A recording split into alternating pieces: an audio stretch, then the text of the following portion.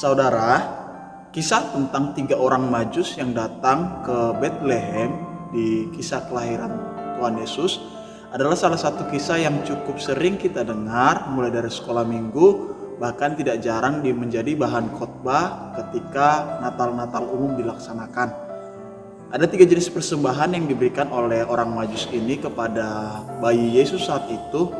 Yang ketiganya memiliki makna. Tahukah kita ketiga makna itu? Persembahan yang pertama adalah emas. Emas adalah salah satu lambang terhadap kemuliaan, kejayaan, dan keagungan. Gold itu menjadi gambar bahwa ketika mereka mempersembahkan emas, mereka sedang menyatakan siapa jati diri Yesus. Dari sekian banyak jati diri Yesus yang berinkarnasi jadi manusia, emas menggambarkan bahwa dia adalah raja.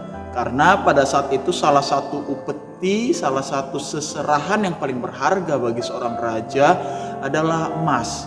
Melalui persembahan ini mereka memperkenalkan Yesus, memberitahukan kepada dunia, khususnya orang yang belum mengenal Yesus, bahwa Yesus adalah raja di atas segala raja.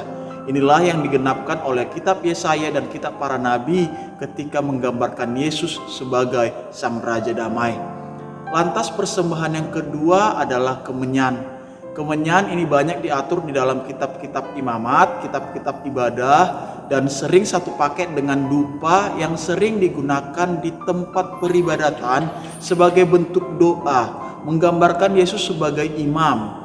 Fungsi imam di dalam Alkitab adalah satu perantara, di mana imam itu mengantarai Allah dengan umat dan mengantarai umat terhadap Allah. Ketika mereka mempersembahkan kemenyan, mereka sedang mempersembahkan satu kenyataan bahwa Yesus adalah satu imam, satu pengantara, satu bentuk gambaran Allah, rupa Allah yang menunjukkan kehadiran Allah di tengah-tengah manusia. Allah yang dahulu begitu transenden, jauh di atas sana, kini menjadi Allah yang imanen, yang kita kenal dengan Allah Immanuel, yang berada di sisi kita, berada di samping kita. Kemenyan menggambarkan jati diri Yesus sebagai imam, sebagai perantara kita, sebagai jalan kita kepada Bapa.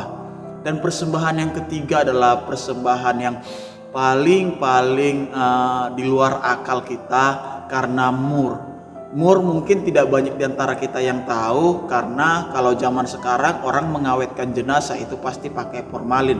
Tapi zaman dahulu, kalau kita belajar kisah-kisah Mesir kuno di mana ada mumi, itu pengawetan jenazah itu menggunakan bahan-bahan balsem yang salah satu bahan dasarnya adalah mur. Ini menjadi sangat tidak masuk akal ketika seseorang lahir, bayi Yesus lahir, yang dipersembahkan adalah sebuah perangkat untuk orang mati. Itu sama seperti kita mungkin punya anak, atau nanti saya kelak punya anak, orang datang membawakan kado bukan pakai kain panjang, bukan popok, tapi yang dibawa kain kafan, yang dibawa formalin, yang dibawa peti mati. Itu yang diberikan kepada Yesus ketika dia lahir. Tapi mereka memberikannya ke 3 orang Majus sebagaimana 2 yang pertama. Yang ketiga juga, persembahan yang ketiga adalah satu persembahan yang menyatakan siapa Yesus. Mur mengingatkan kita tentang tujuan Yesus hadir ke dunia. Dia lahir ke dunia, dia berinkarnasi ke dunia menjadi manusia sama seperti kita, untuk mati, untuk menyerahkan nyawanya. Inilah sisi yang lain daripada sebuah Natal. Dalam Natal kita berharap, dalam Natal kita bersukaria, tapi di dalam Natal kita juga meratap Allah yang sedemikian suci dan kudus datang ke dunia, menyerahkan nyawanya sebagai tebusan atas dosamu dan dosaku, agar kita yang hina, agar kita yang berdosa bisa masuk ke dalam kerajaannya.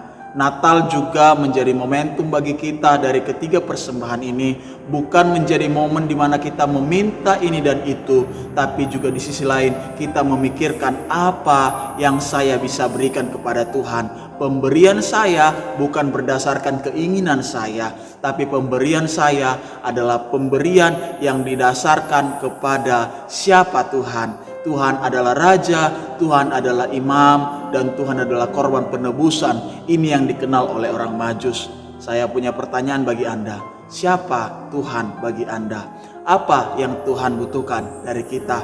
Marilah di momen Natal ini kita merenungkannya agar kita semakin hari semakin mengenal Tuhan, semakin dikenal Tuhan, dan semakin menjadi alat Tuhan untuk memberkati sampai kemanapun kita pergi. Damai Natal bagi kita semua. Shalom.